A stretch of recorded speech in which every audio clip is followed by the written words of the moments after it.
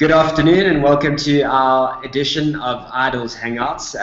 Today we are hanging out with Carl, who was unfortunately evicted from the competition over the weekend.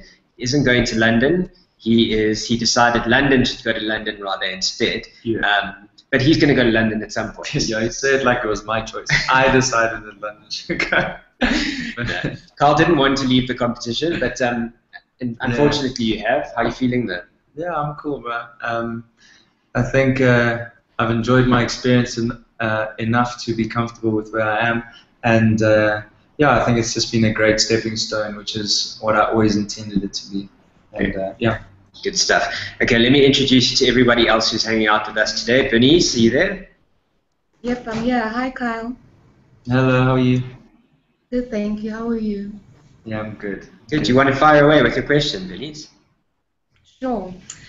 So, Carl, the first question that I have for you is, in terms of setting yourself apart from everybody else in the competition, how did you do that? You know, what did you focus on? I think coming into the competition, my main aim was, well, how it's going to be with my music as well, is to appeal to both markets and to appeal to everyone in South Africa. I mean, we live in a multiracial society where people enjoy different tastes of music and different genres, and to choose songs which both nationalities and all cultures songs that appeal to everyone, and yeah, that's what it was about. Yeah, I think that's what my main focus was when I was choosing songs and thinking about those sort of things. Okay, Steve, are you there? You want to say hello and fire away with a question? What's up, Kai? What's up, bud? I'm glad your mic's working. So last week you had a bit of problems. Cool. You're talking about song selection. Apparently you did a collaboration with Cassper Nyovest. You want to tell us about that? Yeah, I did 2 years ago after I left Idols. I started writing a lot of music and working with some producers. And so we wrote a song 2 years ago. Like, I was staying, there's a shed in the back of my house, and we're actually recording in there. We moved the producer's whole computer and set up in there. And we sat there for 3 days, and the one afternoon we wrote this track. It took us 10 minutes to write and record, literally. And then he was like, cool, we're sending this off to Cassper. And 2 years ago, Cassper wasn't really, no one had heard of Cassper. And I was like, why are we sending such a nice song to Cassper? Why don't we keep it for ourselves? And he was like, no, we're sending this one off. So I trusted him, and we sent it off. And then maybe about 3 or 4 months ago, I got a call from a friend saying that he had heard that Cassper sang a song on Unathi's radio station, on Unathi's show on Metro. And yeah, and he was like, have you done a track with Cassper Nyovest? So I was like, I think so. This is what the lyrics are. Was it the same song?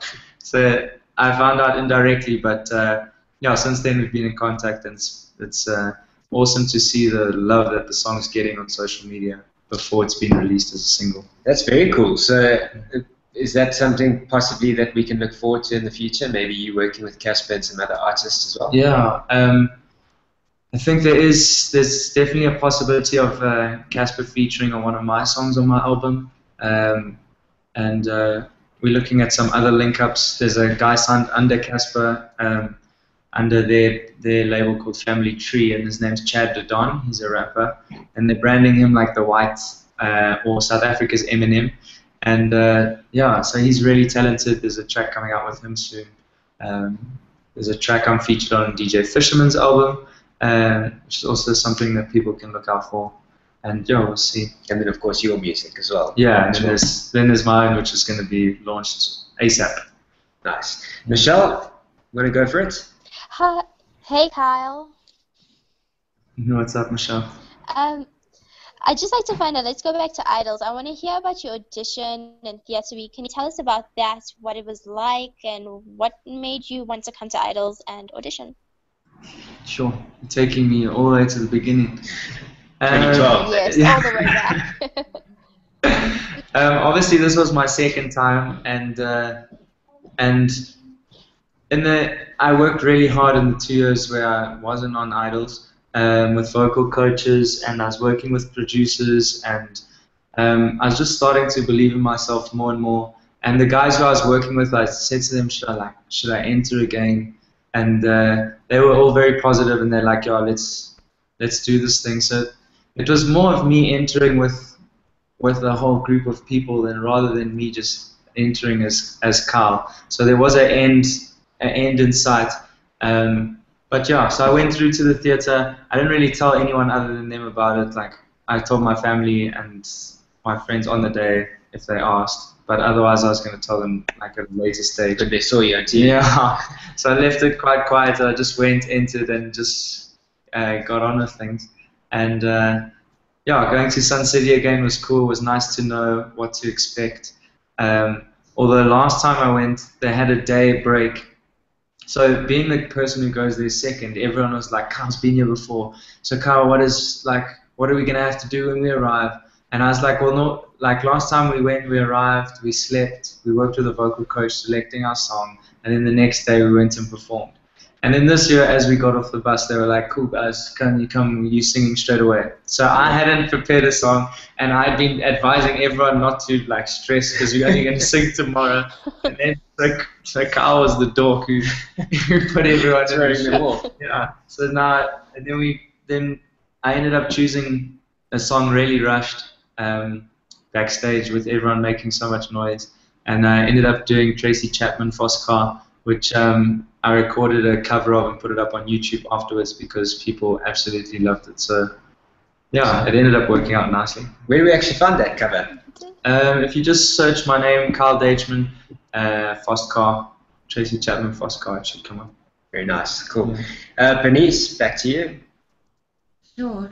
Kyle, if you could just share with us what are the top 3 skills that you have learned from this competition that have made you a better person and a better musician as well? Oh, sorry. Go for it. Steven's open up for fun. Sure, top 3 skills. I think it's the first time I've ever had to be on stage with proper in-ears on while we're performing. So learning to adjust to playing or performing with in-ears in is quite a skill because you don't hear anything that's going on around you. You have to learn to trust the sound engineers to be playing what you would perceive as the best mix or whatever. So you're just hearing yourself really and the instruments you choose. So learning to do that and still be interactive with the crowd and knowing what they're feeling, what you're feeling, that sort of thing was something that was really a learning curve for me. Other things I think are just more diligence and hard work, and if you want your song to sound perfect, you've got to put that much effort in. Like if your practice isn't perfect, your performance is not going to be perfect. So I learned to be more diligent and more constructive in terms of practice. And I don't really have a third one. I think that was about 4 in 1 there. That's just detailed enough. Steven? So, what would you consider your best performance? Sure. It was the one you didn't do last night, eh? Yeah. To be very honest, Lollyway was going to be my best performance. And yeah, I think, like I said last night on TV, I said I'm disappointed I didn't get to perform it because South Africa would have really, really loved it. So maybe you should put a cover up on YouTube then as well, so you can see that. I'm gonna see if I can get permission to put the dress rehearsal, because they keep all the footage for that. So I'll see if I can get the dress rehearsal up on YouTube. That would be cool. We can put it up on the Idols account. Yeah, that would be very cool. Yeah. And but I personally enjoyed the performance last week from Oasis. Yeah. I thought that was really cool. You did a really good version of that one. So thanks. A lot of people have been saying radioactive when I beat that big drum.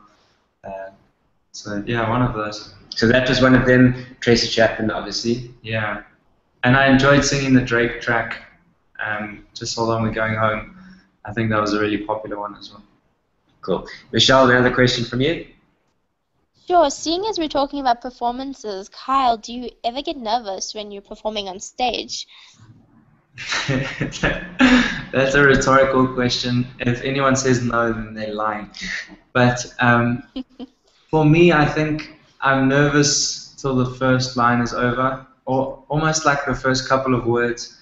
As soon as I hear myself come out with the correct note and the right, and it sounds okay, then I'm like, okay, cool, I can hear myself. Yeah, this sounds good. Let's do this. Okay. Yeah. Cool. Bernice, another question from you? Yes. What I want to know is what are your highlights? You know, what stood out for you from this competition, music-wise, and you know, in terms of being with all the other contestants. Yeah, what are your highlights? Obviously, meeting everyone and getting to know everyone on the shows is amazing, from the contestants to the crew, to the musicians. The band is unbelievably talented. Yeah, everyone, Marley Kelly, the vocal coach, RJ Benjamin, our mentor, and Jadine and the band. Sure, meeting and performing with those guys. I mean, they play, if there's any top acts that come over and they're looking for musicians, these are the guys they hire, so we know they're up there with the world's best, and yeah, to work with them is really something else. And I think just every Sunday being able to perform for the country is a highlight every week. Yeah, it's just been great. Stephen, let's wrap it up from your side. What would you say are your immediate plans, music plans, rather, from here? Well, tomorrow I'm actually going to go meet with a guy by the name of Himal. He's from Ganja Beats. And so we're going to start tomorrow searching for what could potentially be future songs for myself. And then when I'm back, I think we got to be back here for the show till the finale. And then as soon as I'm back home, I'll be recording, and yeah, just to make sure that I'm hoping to have a music video and a single ready as soon as I'm allowed to release music. Cool. Michelle, one more from you. Sure. People who want to audition for Idols next year, Kyle, can you give them some words of advice and what to expect and how to go through it? Yeah, cool. I think when if you want to audition, make sure that you're ready for it. I know 2 years ago when I auditioned, there was no chance in how I was ready for after Idols. It's no use being ready for Idols itself. I think it's what comes after that's more important. So if you can be ready for what's to come after, then I think that's the best way to prepare. And then a guy said to me before I went to Sun City, he was like, "Just don't suck." And that was like, for me, knowing that I've really got some talent, for him to say to me, "Just don't suck," which means just really do your best at all times, was encouraging. So every time I went out to perform, I was like, "Just don't suck," and he's like, "And then you'll be okay." So I stood by that. Nice. That's a nice motto to live by. Yeah. So we like that. Okay, Carl. So we've got to wrap it up. My question to you, now that there are 4 left, who do you think is going to take it? Everyone's loving this question. I always love supporting the underdog, although I don't think he'll win. I think I'm going to root for London.